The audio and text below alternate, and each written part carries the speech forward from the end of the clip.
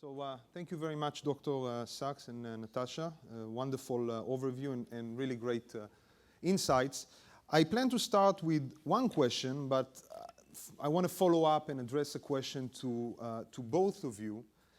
And we'll have a discussion for about 20 minutes, and then we'll open the floor for questions. In these elections, there are many distinguished characteristics, and there's something that both of you touched on. And I want to ask about ideology. What I miss in these elections is ideology, a clear set of messages on the part of the different parties. It seems that the veteran parties, Likud and Labor, abstain from sending clear ideological messages. For example, as Natasha, you have raised, what is the political, economic, social horizon of Likud, also of Labor?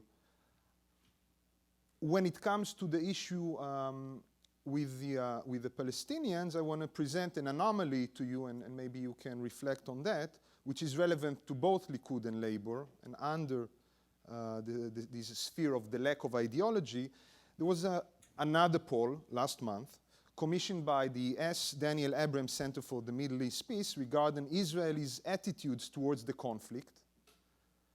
75 to 80% of the general public supported ending the conflict based on the principle of two-state solutions. These are staggering numbers.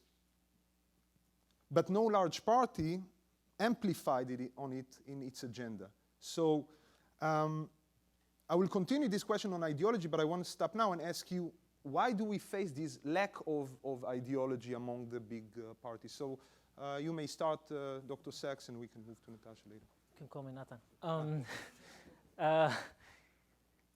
Well, I'll say two things. First, on the poll, this is very consistent, and it's an anomaly that we've had at least since 2000. Alongside these polls, I think the Abrams Center actually had two polls together by actually the same polling firms, which are very reputable. Israelis support a two-state solution. They support a partition in theory. If you ask them what they think would be the good idea, then they support it. It would be a good idea. If you ask them, do you think it's going to happen, overwhelmingly they say no. It's not going to happen. And this has been more or less the case since 2000. In August 2000, Camp David, the second Camp David summit, in the Israeli narrative at least, Ehud Barak offered a far-reaching proposal to Yasser Arafat and was rebuffed. But I think much more important and much more influential on the way Israeli thinks is not so much the fact that he was rebuffed and Bilkin was very angry and Ehud Barak spoke about the fact there is no partner. It was the fact that merely a month later the second Intifada broke out. And the second Intifada was deeply traumatic for Israelis. This was not just a war in Lebanon or in the Gaza Strip, horrific as those can be, but it had some elements of a civil war in the sense that it was in every street. Gunfire could be heard everywhere. It could be heard in central Jerusalem, I can attest to that. And bombs were going off weekly.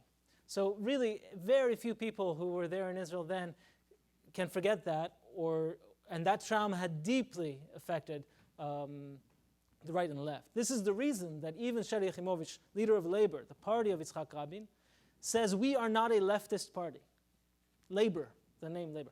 We are not a leftist party, because left has become synonymous in Israel with that, with Oslo, with naivete, with going with Yasser Arafat, with the second Intifada. And so what we have is, so that we have this anomaly. People in theory, yeah, sure, I support it, but there's no one to talk to, so it's irrelevant. Possibly unilateral steps might be bigger. We have one of the people behind that. Well, here, possibly we could have unilateral steps, maybe. But that is a very different story. There's no one to trust. There's no one to deal with. And that translates exactly into what we see in the elections. So I'd reframe a little bit the question of ideology. We do see ideology, but we see ideology on two very different dimensions.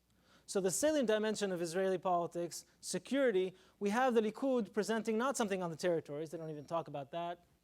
They say nothing about what would happen in the territories. They can say what won't happen.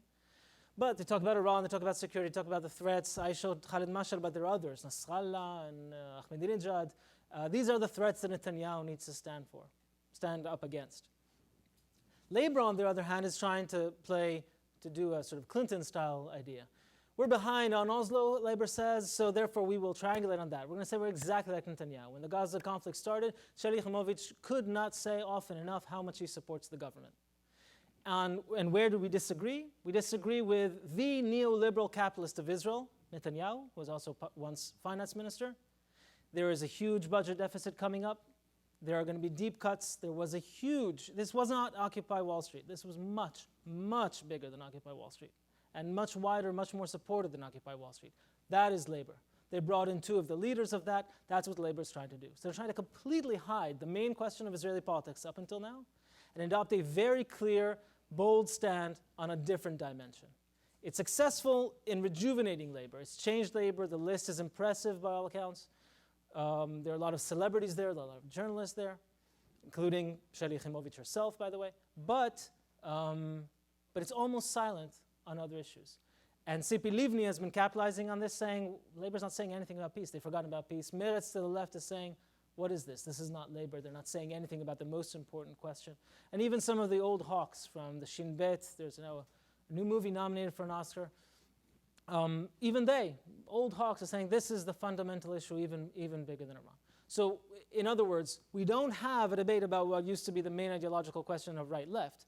Instead, we have sort of very, very divergent discussions, although I would say quite ideological. The Labor has become a true social democratic party to a large degree, and it's not just rhetoric. There is something genuine about it. Sheli Yachimovich did it even before the demonstrations, even before they were popular. Well, I would add that there are two leaders of parties, both women, that are talking about the political solution, that are talking about this. Tzipi Livni, that right now, according to the polls, will have 8 seats. And there was an interview with one of Likud guys that said that she will not become, even if she is in the government, she will not become a minister of foreign affairs because she failed us once, because she had these reckless negotiations with the Palestinians on everything, including Jerusalem. So she is out of the sensitive issues, but she can, if she will be in the government, she will take some sort of neutral portfolio. So she is the person that actually talking all the time about, big failure after the elections if Netanyahu wins and nobody talks about peace. And there is the Meretz party with the Zehava Galon that is talking also about this issue. But we should also look at what is going on the ground, because when we see all the construction that is going on around Jerusalem now, it looks like, and the fence that was completed in the south, for example, it looks like Israel is basically on the ground, is bracing for the storm. And politically, it adopted the policy, I think, of wait and see. We'll see who will be the leaders of the countries at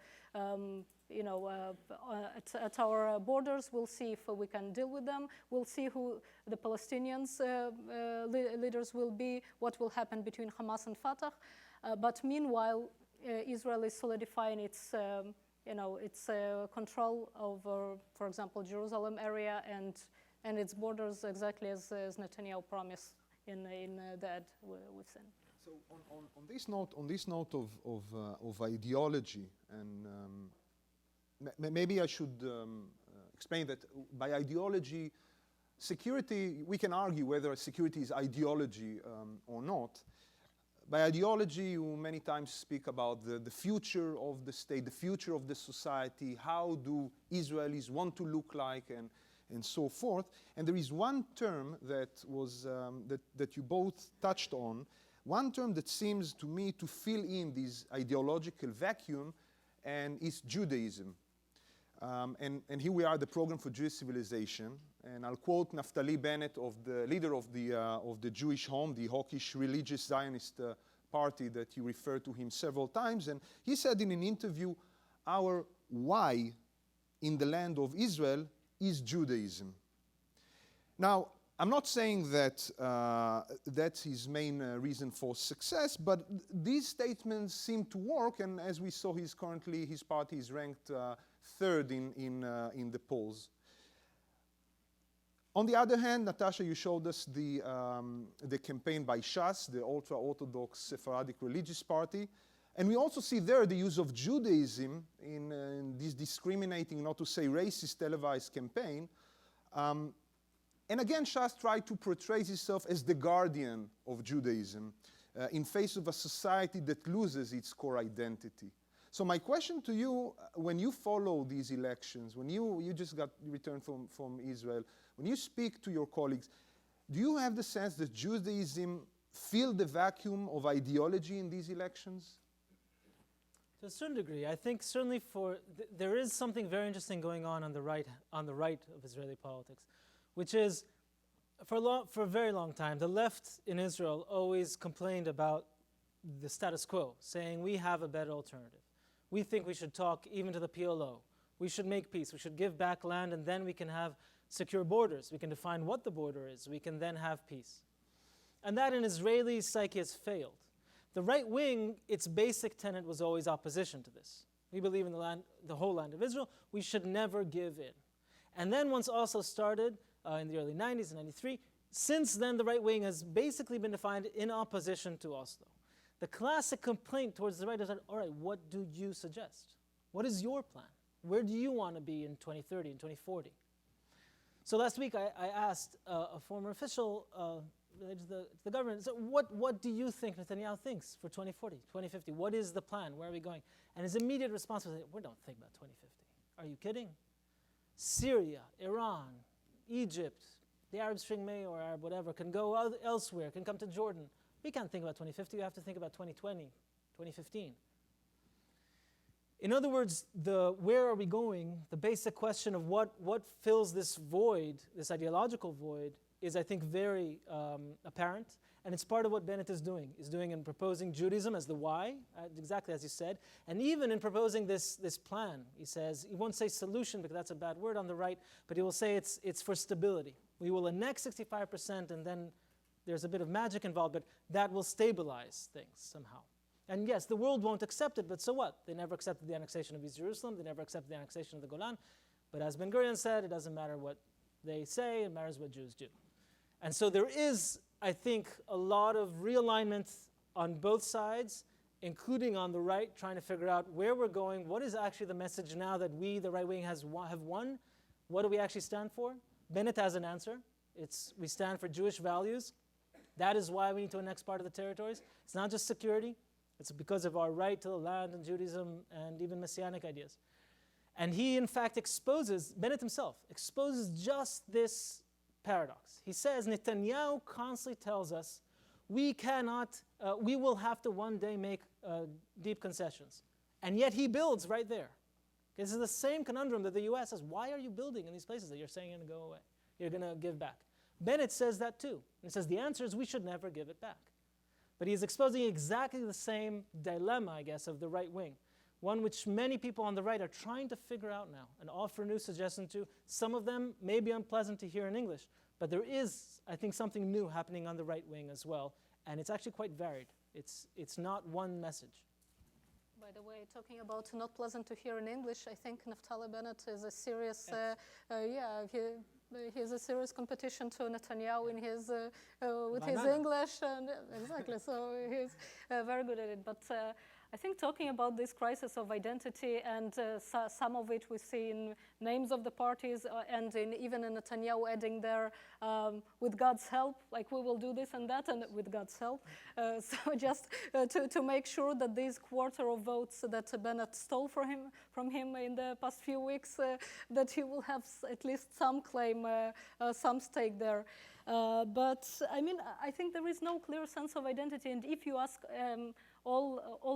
every leader of Israeli parties today, what is Judaism for you? What is the definition of Israeli for you? By the way, it was one of the favorite questions of Yair Lapid when he still was an anchor of a TV show. What is Israeli for you? So I'm not sure that you won't get 11 totally different answers today. So I want to shift a little bit from this discussion and ask you, Natasha, as an experienced journalist, media, gender topics that are in these elections that you probably experience in your dealing with the Israeli politics on a daily basis.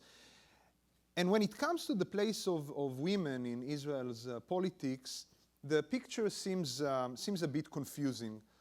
On the one hand, 3 of the 11 parties that will probably make their way into the next Knesset are headed by women. We have the Labor by Yachimowicz, we have Tzipi Livni, who heads the movement, and we have Zehava Gal'on of the left-wing Meretz party. On the other hand, major parties have only few women, like the Jewish Home, and they sometimes exclude them as comfortable.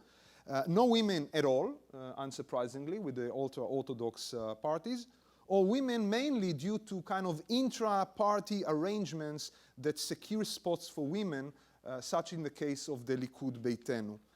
How can you explain these conflicting findings? And Natan, of course, you feel free to add. How can you explain these conflicting findings?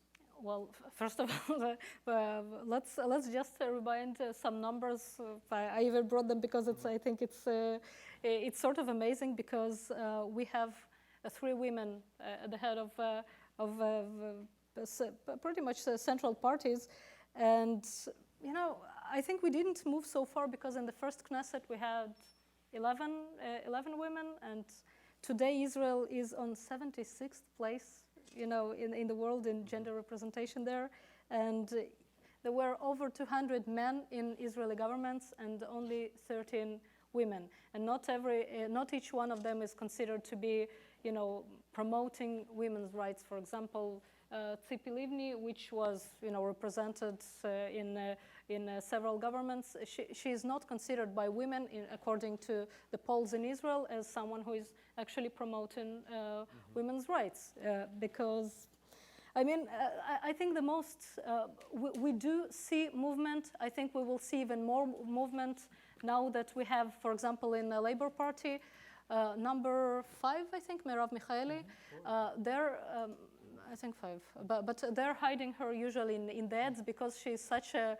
combatant feminist. She's, when she's talking to men, she's speaking in female, like, so grammatically it's not really correct, and some people are really irked by it. But when you have a member of Knesset that has this platform that will maybe address men in this place, you know, in female gender, it will move something. It will be very different. I think it will be very interesting. I think one of the most interesting phenomena now is happening in the parties that have total exclusion of women. For example, Shas, they're saying that halacha says that you need to separate men and women because of sniut. How do you call it? Modesty. Yeah, because for modesty reasons. Yeah, but you have already a group of ultra-Orthodox women that have a Facebook page that, with a slogan, it has a couple of hundreds now of likes, that was established by a woman that deals with PR from the community, and she wrote that I'm not gonna vote for you, like for men, I'm in the kitchen. So, you know, recently, in the past few years, we've seen more ultra-Orthodox women getting education, getting even MAs in order to provide better for their husband who is studying Torah, which is kind of, for, you know, in my opinion, a sort of pervert feminism in this case. But nevertheless, it has, when woman brings money home and gets education, she can change things. So I would bet that, you know, in this Knesset, we will, in the next 19th Knesset, we will have more vocal women that will raise this issue on the top of their agenda. And I think maybe in another cycle of elections, we might start seeing more religious, ultra-Orthodox female activists there. Before I let you reply, Natan, it's kind of the B part of these questions, and it builds up on what you just said. So can we infer in some way that the many issues concerning society, education, health, welfare, and so forth on the expense, for instance, more masculine issues, if you will, such as security, in these elections have leveraged the power of women in the political parties? Women? I mean, we look at Labour, we look at the list of Labour. full of women. It empowered the Relatively. ultimate Israel consumerist, I think. Well, the tent cities protests, it just brought it, you know, it brought basically, I think, the Tel Aviv student who cannot afford living in the center of the city, it brought him to the front. And it's not necessarily, you know, women issues anymore. It's just so many middle-class people Not in women Israel issues, that, but rather issues that are associated many times with women. But not anymore. I mean, not anymore in Okay. Israel, because it's totally, I think, gender blind. At least the recent protests, it was I think there's very equal. Yeah, I think there's something very interesting. This is very speculative. I don't know. I mean, but there is something interesting that maybe is parallel to the United States. You mentioned the leaders of parties. They are mostly left of center. I mean, Tzipi Livni, Sheli Yachimovich, and certainly Meretz. And on the right wing, for a combination of different reasons, we have less women. Partly it might be just chance this time. Partly it is the security-oriented sort of approach of some of them, and partly because there's a lot of religious parties there. Likud, a woman on the 10th place. Yes. For example, the which first is a woman secured, of which is a secured And was spot, secured. yeah. She would not have got it on her own, and she, you know, if she were not a member of Knesset, I don't know if she would vote Likud. She's part of the very right-wing movement inside the Likud. And certainly Shas doesn't have it. Naftali Bennett has. She's in fact a secular woman that he himself pushed. He really wanted her there for this new image of the Jewish home.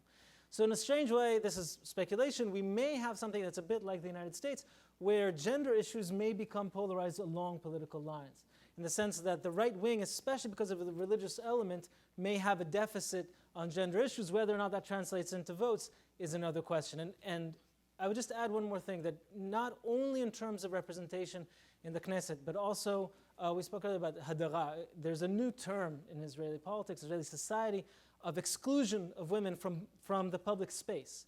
And so today, more and more in Jerusalem, for example, which is Israel's largest city, often you will not see women in ads on buses going by because of pressure from consumers who are religious and do not want to see that anymore. There's a change that is maybe more in tune with the region than other things, where more and more women are excluded from public space. And this is extremely polarizing. For the many Israelis who are deeply secular, this is a deep affront. And of course it is to the leaders of parties on the center left. And so here we have again polarization along religious lines. We have it on the Russian secular issue, the Russian secular, mostly secular, versus ultra-Orthodox, which we saw in the very obnoxious ad. And we even have it on other issues as well. I don't know where it's going to go, and I don't know if gender is going to become a salient issue. But anecdotally, I can say that the fact that we have prominent women leading parties, Sheli Yachimovich is an impressive woman, like her or not. Tzipi Livni certainly was very popular last time around. This changes the dynamic somewhat in terms of gender, and I think it may have effects in the future. Yeah, but you know, once I heard someone saying that at least you had Golda. Yes. So we solved the issue for the rest of the Israel's history. It's very popular in America. Much So we less can so wait in for Israel. more decades. Last question before we open the floor for your questions. Well, we can have an entire conference on that topic, and this is the Arab parties, which is a fascinating phenomenon, a distinguished phenomenon. I don't think of any other Western democracy with these type of parties. We talk about 2.5, I would say, parties, because one of them, Hadash, has a list of both Jews and Arabs. So the Arab parties, among the 5.1 million Israelis eligible to vote, I checked 15%, or about 750,000, are Arabs. And when I say Arabs, I lump it into Muslim, Christians, and Druze. So we talk about a lot of potential to influence, to have their interest heard. And by the way, many of their interests are very similar to the Jewish-Israeli interests in these elections: unemployment, poverty, education, infrastructure, and so forth. Yet there is one word to depict the feeling among the Israeli Arabs voters, which is apathy. Third of the Arab voters said that they even consider whether to vote due to the lack of trust in the democratic system in Israel, and their disbelief that their vote can actually make a change.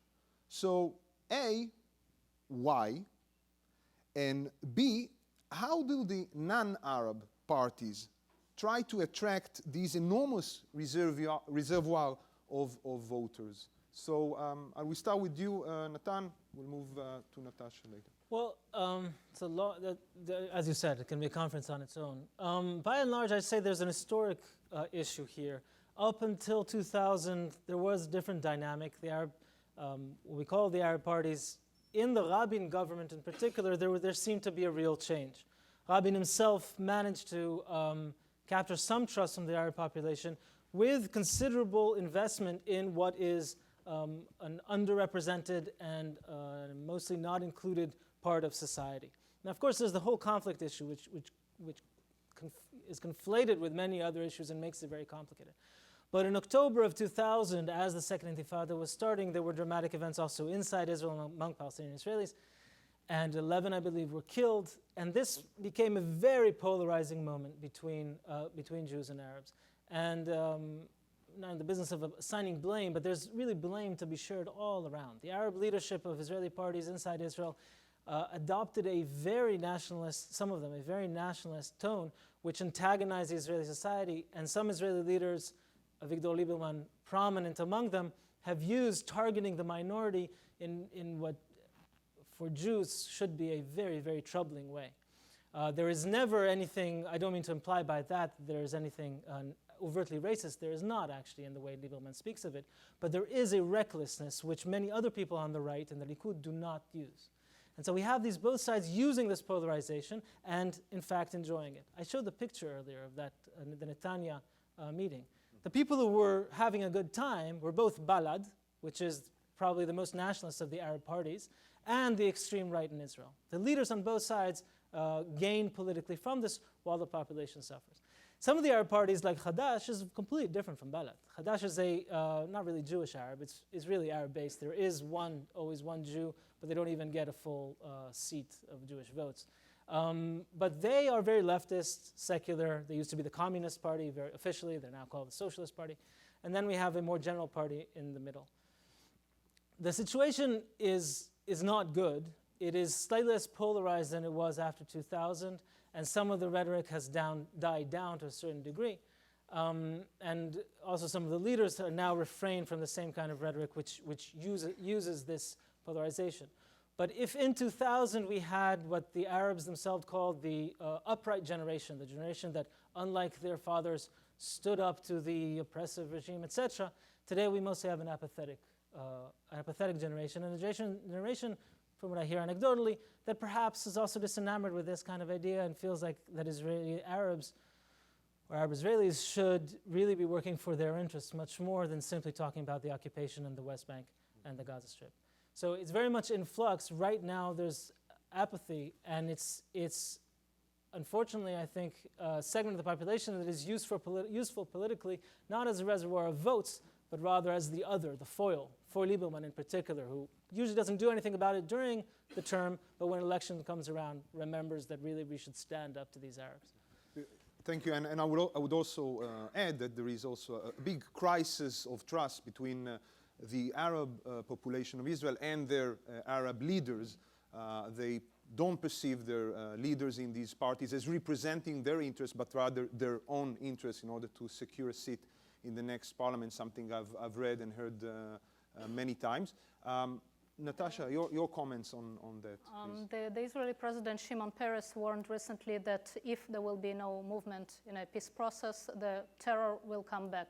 But I think that he didn't speak in any case about the Arabs who hold Israeli citizenship, but I think that alienating this population, which is done, in a very systematic way in the past, let's say last government, last Knesset was, just broke records with laws that were considered nationalistic and basically anti-Arab.